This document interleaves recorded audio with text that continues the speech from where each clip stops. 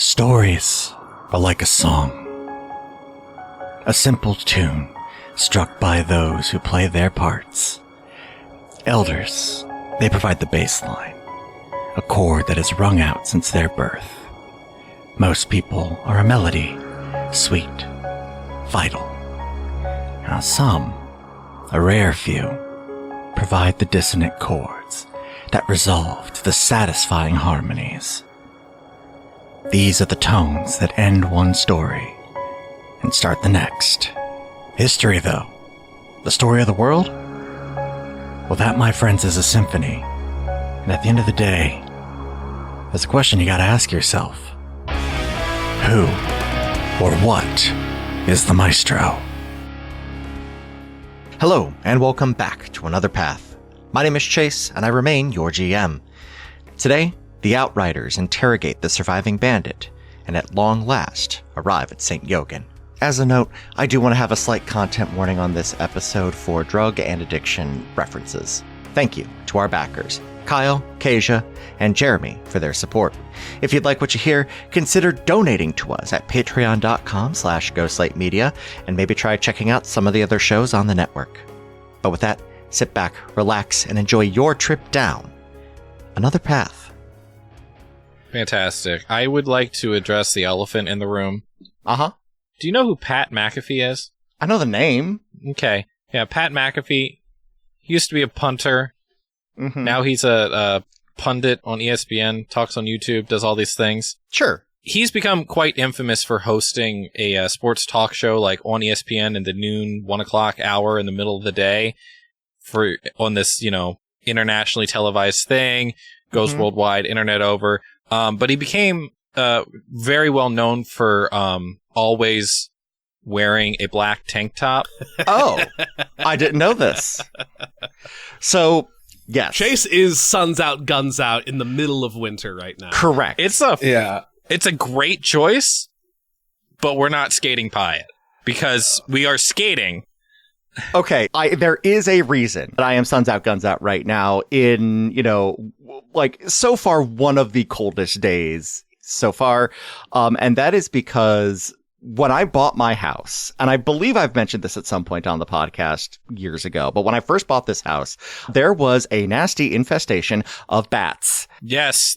The way to get rid of bats is to replace all of the insulation in the affected area. And the thing is, the insulation that was up in the attic was probably older than me. And so we got new insulation in here. And now my office specifically gets so goddamn hot in the winter if I have any kind of heat going at all, because the room holds heat very well because it's not escaping up. So I am wearing a tank top. So what you're saying is you gave up the chance to be Batman to be Pat McAfee. Bat McAfee. Bat McAfee. Bat McAfee. Okay, tell us about how bad JJ McCarthy is, Pat. It's not good. You really should consider playing better. Chase, if you notice throughout this recording session that I'm not making, if I'm not, my eyes don't seem like I'm looking at you as much over the Zoom call. It's only because I'm blinded by your shoulders. So I am quite pale. Ooh, I'm blinded by the chase. Now, does the look go all the way down? Do you got swim trunks on and your flip-flops? Is there a cooler? Is there a nice six-pack down there in the God, sand? I fucking wish. You got a little box of sand underneath your toes just so you can squish them back and forth? I don't like that. Absolutely not on that. I would actually have to vacuum this office on a more regular basis if that was the case. No, I do wish I had more beers. I was so tired today that I am actively not drinking too much tonight. I have a beer going now, and that's going to be it for me. Because my day started at like 6:30 this morning, and I rolled through a lot of things with basically no time to stop. Nice. I had Freemason stuff in the morning. I had to go get a Santa suit this afternoon, and then as soon as I got home, my boy woke up, and so I was like, okay, immediately on to dad duty. And then as soon as Cassie took over for bedtime, I was up here working on tonight. So It looks like you could use a break. Would you like a Sonic Drive-In hard seltzer? Justin, I'm so mad that you didn't actually pick one up and show us. If I had one, I would do that, but I would never That'd be purchase those again. Incredible bit. It's true. Incredible It's true. bit. Maybe they've gotten better. Chase, so when we come back from the intermission, I would fully anticipate a costume change from you to that Santa suit for the second half that's recording tonight. I cannot do that because that Santa suit immediately went to the church that Cassie's show is performing at. Well, that's fair. Fine. But Because what is Much Ado Without Nothing without Santa? as Cassie and I have discussed extensively on the other podcast, you can't do it. You gotta have it. I disagree. You gotta have the suit. If you're doing it at Christmas, you gotta have Santa. Otherwise, it's not Christmas. Which is why Die Hard is a Christmas movie. I think we broke Dustin. That's okay. I disagree with everything that was said. Okay. Is it? Are you still in your Scrooge era? What does that mean? Didn't you just play Scrooge? Not yet. Not yet. You're prepping. Yeah. Yeah. I'm Scrooge prepping. You're deep in Scrooge prep. Me, as soon as it turns December 1st. Yeah. No, I had some gruel. Did you have some cheeses for those Mises? No cheeses for No. us, Mises. No. Okay. Correct. Yeah, Scrooge. How many lumps of coal? 3? Sure. 3. I think it's 3. Different Scrooges do it different ways. You've got to know. These are things you got to know for your Scrooge. Is man. it 2 or into the- 3? You ought to know. Look deep at the Scrooge within your heart and find the number that lies there within. I did see something saying that people miss the point of Christmas Carol a lot, and that's why the most faithful adaptations that like really drill home the moral emphasize the lumps of coal. Yeah, because it's not just about Scrooge being mean to everybody. It's that Scrooge is stingy with himself, too. Yeah, he doesn't live extravagantly. He lives in squalor. Are you working on getting your heart 2 sizes too small, or is that That's mixing too many Grinch. metaphors? That's the Grinch. Now, hear me out. Play Scrooge in a Grinch costume.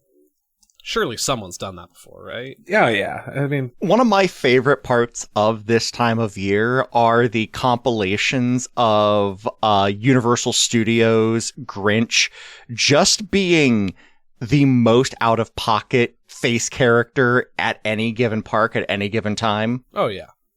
It's great. I want to see him meet Deadpool. what is up, my guys?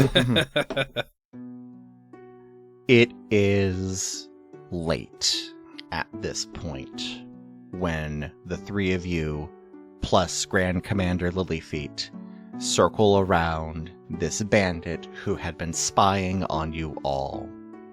They are dazed, they are injured, and they are fully at your mercy. You've got them fairly well secured. Who bound them up? In my head, Ignis is just kind of standing over the dude with the cannon pointed down at his chest. Perfect. And they look at the three of you and the Grand Commander, and they just deflate. Okay. Fuck. Morning, sunshine. Good morning. And I'd suggest you start talking if you want to see another one. Cecil just kind of sits off to the side and has pulled out a little notebook and scroll and is has taken a back seat to play secretary a little bit because the Grand Commander is here. Sure. And, what the Grand Commander does might require some notes. Arabin, roll intimidation at advantage because he's fucked. Yeah, I'll say. I rolled 2 18, so that's 27. Gap, his eyes go wide. It's like, all right, what do you want to know? Basic details to start. What were you doing here? Why were you watching us? Who do you work for? How about a name? Can we start with a name? Yeah, what's your name, friend? Babberl. Babberl Bab- Von. Babberl. All right. Thank you. And I am a runner. Fuck. for the Emerald Bay Runners. And at that, you see the Grand Commander just like roll her eyes. Grand Commander, is this good news or bad news? It's news. It's what were you looking for? Keen. They're drug runners. Keen has been kind of a hot-ish drug that some folks have been using. Kind of keys you up, lets you focus more, stuff like that. And Babril just kind of shifts in. It's like, some folk, especially coming in from up north, it's not as controlled up there. We can get some pretty easy, and it's super controlled down here, but people still fucking want it. So we get it, and we sell it. That's it. So then why were you watching us, and why did you take off once we noticed? 'Cause I thought you might have some, and I took off 'cause you noticed. Oh, boy.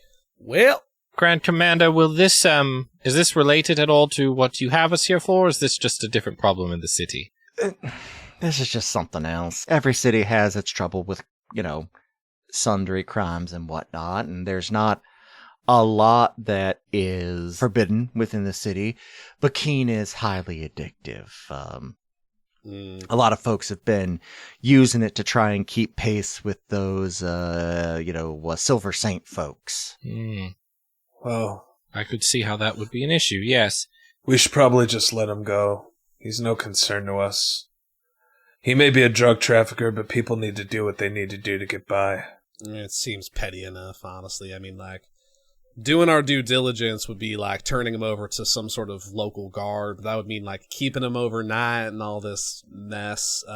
Also explaining how he got to be this roughed up.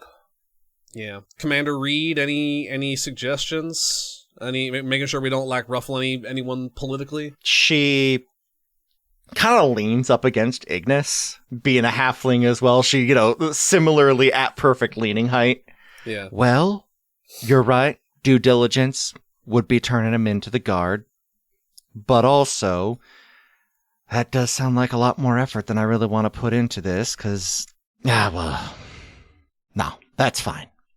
That's fine. If y'all are comfortable with that, suppose we can go ahead and let this one go.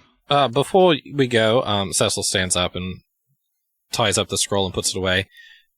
I've got a record here of everything we've done now, but, before we go, Vaughn, do you have any on you? Let's roll. Let's find out. I mean, I got a little bit of shift, but that's about it. We're gonna get addicted. Insight check? Go for it. Let's find out. Can I roll some kind of intelligence check on what shift is? Yes. Either history at disadvantage or just a straight int roll. Tell me what you roll. Would I know shift given my background? I will say you also can roll intelligence, but this is going to be a lower roll for you. Cecil, what did you get? I got a 22 insight. Telling the truth, he's got some shift on him. Vaughn, I believe you have some of that.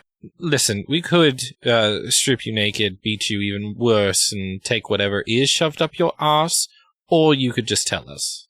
I mean, if y'all want it, I guess. Really, you're gonna let me go? Arabin, Harper, what did you both get? 19. In straight intelligence. 12. Okay.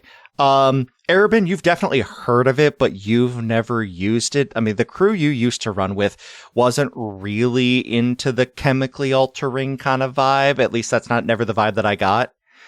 Harper, with a 19, you know that this dramatically increases your dexterity. And significantly increases it initiative.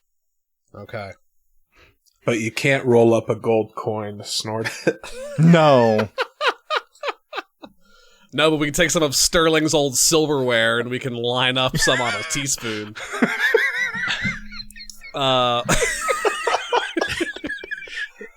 Chase hadn't considered that. That really got Chase.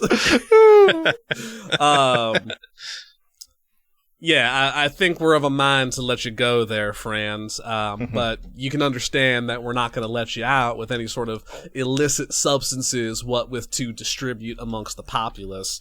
So we will be taking custody of any of that you have on you before we let you out of our snake friend here. Yeah, that's fine. I get in his face and I go, and when you leave this place, you forget our faces. And if anybody from your gang messes with us again, it will be war. You see in his mind the image of one of his buddies getting deleted by a tortoise. Yeah, all right. Just let me fucking go and I'll give you the stuff and we'll go. Cecil is walking away as this is happening to go inspect the other remains for more drugs. He very carefully reaches into his pocket and pulls out a little blue pouch. Little plastic baggie. Basically, but like cloth. Little dime bag. Just places it into your hand, hands up, and just slowly paces away. All right, go on, get, yeah, go, yeah. runs so fast. Cecil, you look around through the stuff, the remains of the others, nothing. It looks like this was not a terribly successful venture out. Yeah, I'd say. Which probably explains why they got sloppy and got so close to you all. Right then. Anything else, you two? Grand Commander, you're good? Yeah. All right. Papa, you've got the stuff? Yeah, I suppose I can throw it in a lockbox and keep it inside Ignis for safekeeping until we, I don't know if there becomes an appropriate person to, or way to dispose of this, but, I mean, I don't Papa. intend on, yeah. Do you just want to give it to me now, then? Do you want it? I think Cecil's gonna dispose of it in a different way. Are you gonna make tea out of the drugs, Cecil? It wouldn't be the first time. Yeah, that's a great point. Here you go. Thank you. Cecil's twisted tea. Realizing in this moment that the Grand Commander's here, it's like, Cecil is one of the more responsible individuals, I would say, that I know. She puts her hands so. up. I didn't request for your help because I thought you were going to do everything by the book. Fair enough. No, we're not. And that's I why we're here. know. And she looks specifically at you, Cecil. It's like, I know you're going to do things by the letter and not by the spirit. And maybe sometimes by the spirit and not by the letter, but it's mostly going to be the former. It will be by the letters, but it will be our letters. Cecil does things by the book, but sometimes it's not the book we're expecting. I have so many of them, sometimes I forget which book is the most important. Hmm. I can't be blamed for that. Well, we should get back to camp, get some sleep. We'll make a better point of taking watches tonight. We'll be cutting through the forest pretty early tomorrow morning. Still a decent walk to get there from here, but at least we'll be able to avoid most of the road traffic. Chase, I had a thought that I want to get your take on. Please. I thought about how much work I've done on Ignis in the recent times. Yeah. What, with the plate shifter and the cannon and everything and the internals, and I feel like Harper's getting to the point where maybe she's overdoing it. Sure. I rolled just a flat D20 and I rolled a 5. I think the Iggy cannon malfunctions. Okay. I think after that great stunt he did, I think something breaks in the cannon. And I think I might need to spend time repairing that or something. I'm modding the fuck out of my pet, and yeah, I think it's starting to maybe kind of have some diminishing returns, you know? What you end up seeing is that the tromp through the woods, a bunch of crap just got caught up in there. Doing the inspection, you realize, oh, this wasn't one big blast. Iggy had built up like 3 blasts of the cannon, but it got gummed up in the mix. Yeah. And so when it fired, the cannon was not built to have that kind of output all in one blast. Yeah. This is perfectly fixable, but it is going to take, probably 3 or 4 hours, which is most of your sleeping time. Yeah. I think like the cannon at the end of the barrel a little bit has done the cartoon musket thing where it's kind of like has banana peeled out a little bit. And just I just now noticed it as like I'm trying to put him to bed essentially. Mm-hmm. Are you going to try and fix this tonight or? No. Okay. Not tonight. Not after we're already up in the middle. And I've already burned so much of my magic juice playing with my friends. Mm-hmm. So. Yeah, I'm going to have Crunchwrap and Huff and Puff keep guard. I already forgot about Huff and Puff. Never forget about Huff and Puff. Cecil, what are you doing? Some shit. Okay. That night, around the fire, Cecil kind of steps aside a little bit and sets up a little area. Pulls out like a little clay pot that they have shoved away in their wagon that's just got some tea plants in it that they took with them for some portable tea. Sure. Cecil pulls out the Swift, sets it down, and taps their wand on the side of it and casts Enlarge. Yeah. You temporarily have double. So Cecil is going to take it then and pour it into one of the portable teapots. Okay. There's got some soil in there, got some a nice tea plant growing in there, and wants to saturate the soil with as much of this as possible. You said it was more liquid? Powder. It's powder? Okay, so as much powder as possible. Saturate the plant into the soil and try to get it and enrich the soil in a way. Mm-hmm. The Enlarge spell is just to try to, even if temporarily making more might work, to affect the soil more and further fertilize the tea plant a little bit. And then once the soil is all fertilized, we'll then cast Wither and Bloom on the teapot plant in an attempt to make it grow and grow and grow exponentially quicker. Okay. So here's the thing. Because Cecil's done quite a lot of experimenting on the tea in all of his years. I don't think Cecil's ever quite tried this, but when the opportunity presents itself. when you've cast Wither and Bloom in the past, you usually have, because like it's half the thing is like what's your wither point? Sure. So the wither point can be just another section of grass next to us, or a nearby tree to draw enough, life energy out of it and into the tea plants. Give me, say it once every couple of sessions. At some point, I'm just going to homebrew a spellcraft skill. Go ahead and roll me an Arcana check. Okay. Because this is a weird use of the skill, and I'm down for it, and this will work. This is going to determine what kind of work it does. Cool. I'm going to inspire myself in my tea making process, and I'm going to use.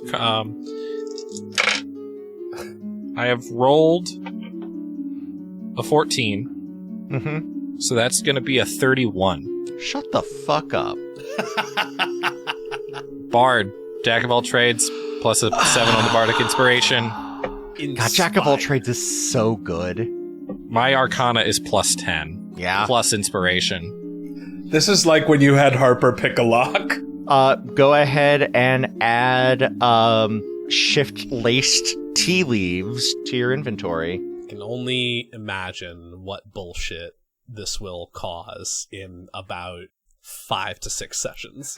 I cannot wait. Cecil pulls the freshly grown tea plant out and starts pulling off the leaves and very carefully starts packing them away in a very small bowl that breathes a little bit, so the smell can just barely come out. He pulls it up and takes just the tiniest sniff, and his eyes go wide, and his mind races. He has 17 thoughts in about half a second, and like jumps up and down and shakes out his legs because the speed hit for really quickly. I actually want to specify, this does not increase mental acuity. This increases physical acuity. So you take that smell and suddenly you feel your limbs like almost go like ever so slightly limp is the wrong word, but you have much more for like half a second. You have a little bit more freedom as far as how you are moving goes. You think if you were to take like an actual dose of this, it would be incredibly potent, because that's what happens when you get a fucking 30. However, you can already tell that of the properties that did transfer, the addictive nature did come across. So this is still a little dangerous for you to use. I can't wait till we're all making addiction checks. We shall call it Shifty. Cecil smiles to no one, packs it away. That one's right on the nose. It is what it says on the tin. Literally, the tin in this case. Yeah. You all break camp pretty early in the morning, and you move through the forest on this side trail that the Grand Commander has led you down. Dawn peeking through the pretty dense forest, easily as it is up by Bering, but it very almost alarmingly quickly thins out. 1 minute you are standing amongst a very, very dense forest, and a couple 100 yards down the road, maybe not even 5 minutes of walking, you are met with at the end of the tree line and are greeted to an utter wasteland. Towering over the cracked and dried ground before you, very far in the distance, is the city of St. Yogan. Beautiful emerald spires loom tall on a walled mesa. The suggestion of outer buildings ascending around the mesa just on the edge of your perception. Grand Commander Lilyfeet pipes up to inform you that you are currently standing on the edge of the Deadlands. Nothing grows here. Nothing, as far as anybody knows, has ever grown here. There are fertile lands nearby, of course, but this particular plain that leads directly up to the city, to mortal memory, this expanse has never borne life. I assume Cecil would just kind of know Yes, a little bit how old this is, how long this has been here. since the city. This has always been the way that this part of the geography has manifested. The nearby fertile ground, known as the grassland, is incredibly fertile. It could almost be a city unto itself, but it is an exclusively agricultural zone that lines the road leading into St. Yogan. You begin to move forward through the Deadlands. There is a road here. This is not an untraveled place. It is just thoroughly unpleasant to exist in past like 11 o'clock. It gets incredibly hot. Sure. How long is the travel through the Deadlands? Are we talking It's like about we're couple miles.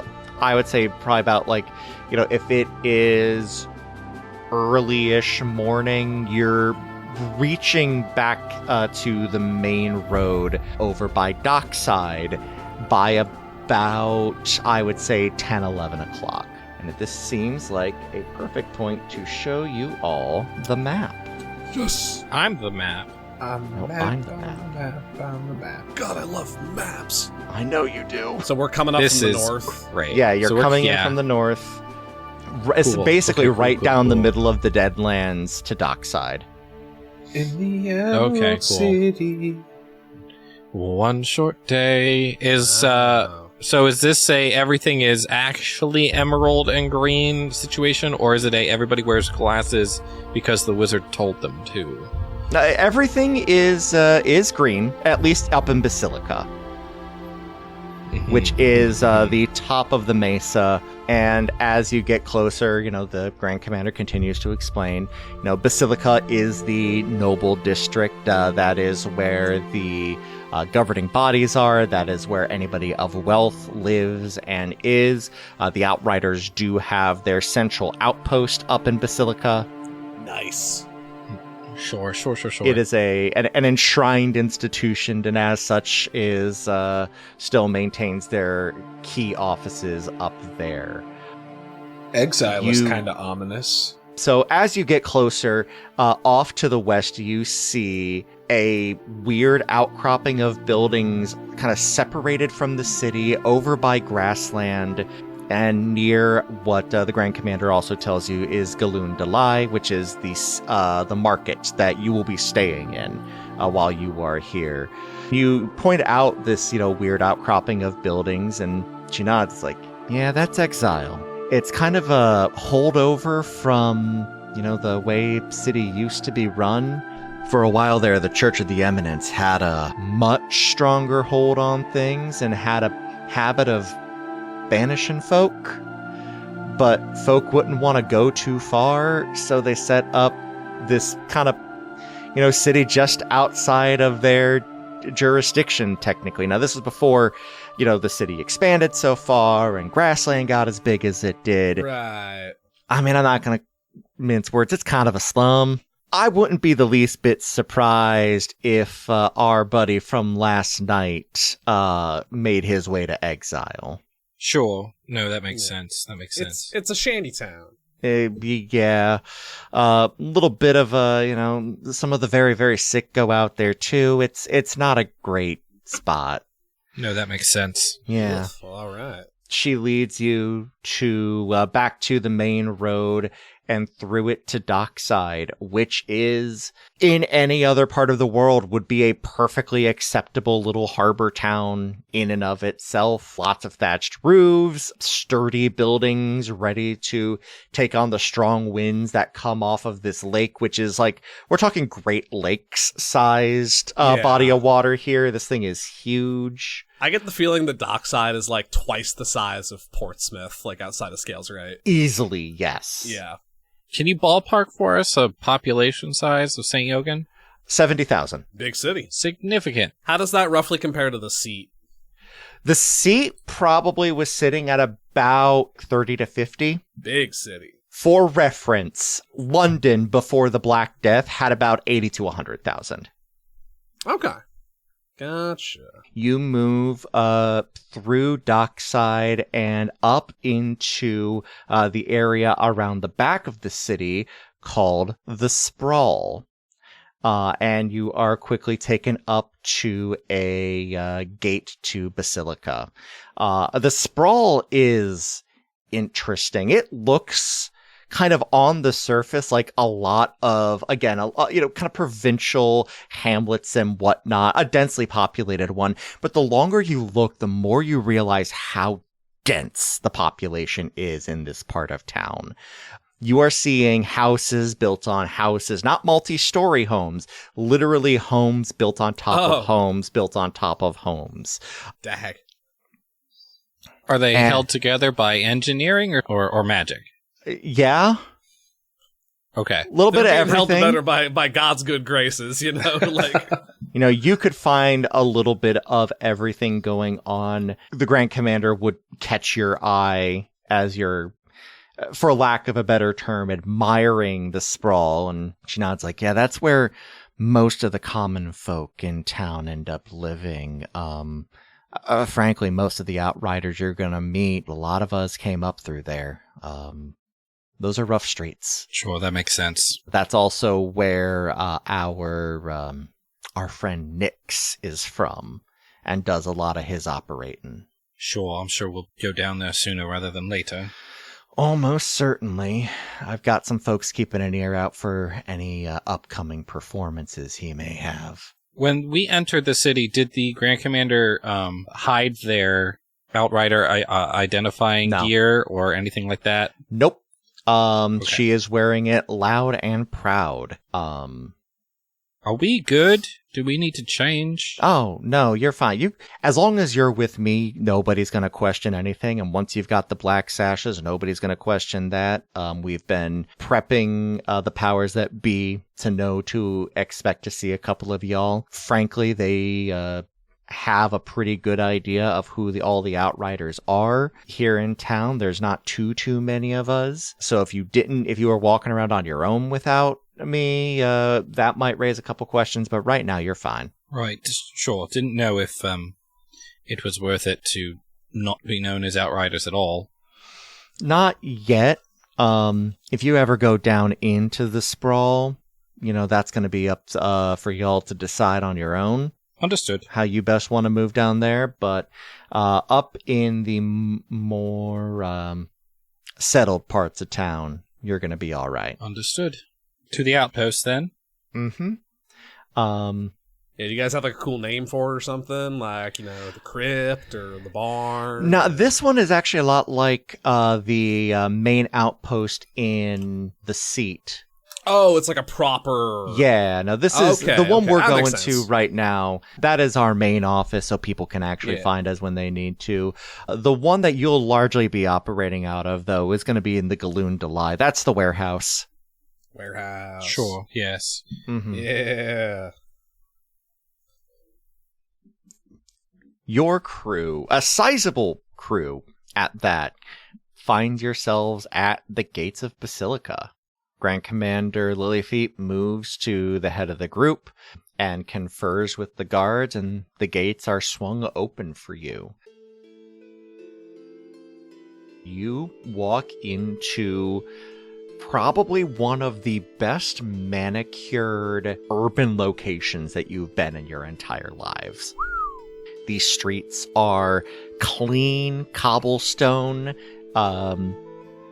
that are almost entirely lined with planters with like different flowers and trees and whatnot growing in all of them. You follow the road along the outside because the closer you get towards the actual center of this area, the harder it is for wagons and whatnot to actually fit in. It is designed for people to travel and not for like large wagons and animals. You follow this road along the border, and then basically as soon as you hit the northernmost point, the Grand Commander dismounts. Wait a moment, I'll be right back. And she takes off further into the actual city itself. So you are left with your companions. So it is the three of you with Dieter, Katie, and Elijah. Stuart, yeah. Yeah. Steward Elijah Bailey. That's what I heard. I don't care what his middle name is. It's funny every time is the problem. I'm straight up. I'm not sure which one's right anymore. That's why I just go with Bailey, because it's the one consistent one. Katie is just kind of gobsmacked by everything she has seen thus far. Bailey is certainly looking around with a level of interest. Dieter is kind of quiet and keeping to himself, but isn't clearly enraptured like everybody else is. What do you think, Katie? Bit different than Bearing, or even the seat for that matter. Yeah, no, I was expecting the seat. I wasn't expecting this. Right. It's very immaculate. So this is the heart of all things foul and aberrant. As I'm looking around at all the really nice tech. Mm-hmm. Well, I want to point this out. There's not a lot of tech up here. As you're looking around, you do occasionally see individual people with things that look a little bit more elaborate, but any signs of the unnatural are purely arcane. Okay. Harper came into this ready to have a chip on her shoulder about this, and there's currently no reason to have a chip, and it doesn't know how to feel about that. You know when you're ready to have a fight, Yeah. and then the other person makes like a really considerate and compassionate point, and you go, "Damn it! Right. I was ready to have it out with you." Like, I genuinely didn't consider it that way. so now she's like, I think she's like pent up, sulking just a little bit for no reason, right? Absolutely. It is truly something, though. Yeah, I guess. Surely the biggest city I've ever seen. There's not many bigger. This is it. This might be a dumb question that Harper poses to the group. Who was Saint Yogan? I'm assuming that was a person. Do we know? Dieter speaks up. Saint Yogan was a saint in the eminence hierarchy. Saint Yogan, martyr, of course. Sure. Fought, I think like a dragon or something, like a multi-headed, like, there's debate. Was it a hydra? Was it a multi-headed dragon? Depends on who's telling the story. But yeah, supposedly, like, actually right up here, and he's pointing to like the mesa itself. Yeah, supposedly somewhere up here, Saint Yogan, at the blessing of the eminence, took out a massive beast that was destroying the surrounding countryside, and they honored him by building a city on top of his grave. It was a both out kind of situation, apparently. Kind of ironic that another sort of deity has moved in. Yeah, I can't imagine the Eminence's church is taking it super well. They probably still have a couple facilities in the city somewhere, yeah?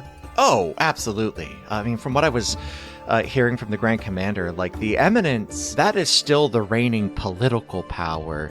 The Silver Saint is definitely the financial power, though. That's right. I remember her talking about that now. Up here, we're probably not going to see a lot of Silver Saint folk. I imagine that'll be, probably down either maybe in the Sprawl or Fireside, or, like, Lower Temple District seems like the obvious place if you wanted to look for them, but... I don't mind steering clear, at least for the moment. Yeah, fair enough. Like I said, I don't like it either. If it seems to be the religion of the people now, though, I'm sure we'll come into contact them sooner or later. Do we know? Grand Commander's gone. Never mind. I'll ask when she gets back. We'll see how closely this Nyx is being tied into them, I suppose. See if there's any overlap there. For sure. While we're waiting, can I find some, like, street food? Roll me an investigation check. Roll for street meat. I want a kebab, you know? Like, For sure. And I want to get kebabs for all my friends. Investigation, you say? Yeah. How's a 22 treat you? Real good. Like, here's the thing. I was gonna be a real asshole and be like, no, this is a nice part of town. But you specifically said kebabs, which I have written down is like one of the big cornerstones of the diet here in town. I got the vibe, so I think mid-conversation with Cecil, like, the cartoon aroma wafts in, and it catches Harper's nose, and she lifts up off the ground, and it's just, like, carried in that direction. For sure, yeah, Harper, sure. We'll see, but I'm sure there's... Harper! That smells amazing. Cecil, Harper, you know once she gets come the back. smell, she's gone. Yeah, it is. You Yes. are scent carried to, you find it is a no-name food, like a literal food cart. Yeah. That has a giant, like, wooden carved kebab just Perfect. posted above. But I'll take 8, please. 2 gold. Yeah, but there's no ice cream place called Yogan's Yogurt. There was one. It was shut down for heresy. I bring back kebabs for everyone. 1 for everyone, 1 for the commander when she gets back, 2 for me. The kebabs are good. It is like a pork, as best as you can tell, Yeah. that has been absolutely drenched in, like, garlic and spices. I get out my new alchemy jug and I whisper, "Beer, please." And I... And it turns into mayonnaise. No! I think your jug is broken. Damn it. Ask it for mayonnaise and see what comes out. I gotta wait till tomorrow. Oh. It's a once per day kind of thing. So in addition to the meat on there, you also do have some really well roasted sweet potatoes and some kind of like it's some onion, but also like a kind of melon that is like super sweet, but still has the garlic on there. Like it's got this like sweet umami vibe going on. It's not bad. Chase, I'm trying to play D&D, but I'm hungry now. Yeah, this is Redwall rules. Oh God. Harper wants to like have such beef with Amosrin and with Saint Yogan for so many reasons, but she cannot deny how fucking good the cuisine is. Like 100%. Anyway, I feed a piece of meat to Huff and Puff because he's a good boy. Mm-hmm. You get a lot of looks at Huff and Puff. Oh yeah, of course. He's a big old wolf thing. Yeah. Honestly, I'm starting to come around on Huff and Puff because it's taken a lot of the weird looks away from Ignis. They see Ignis and they go, "What in the world? Oh my god!" Thank you for joining us here on Another Path. You can find our website and merch store at anotherpathpodcast.com and our network at ghostlightmedia.net. You can support our efforts by donating at patreon.com/ghostlightmedia or by giving us a rating and review over on Apple Podcasts or whatever podcatcher will let you. You can find us on Blue Sky at anotherpathpodcast.com, Ryan at ralbrecht.bluesky.social, Griffin at griffcold.bluesky.social, and myself at tqloudly.com. You can find Justin on TikTok at JustJustinMichael and myself at tqloudly. We'll be back in 2 weeks with a new episode, and until then, remember that there are very few constants in the world, but street meat is one of them.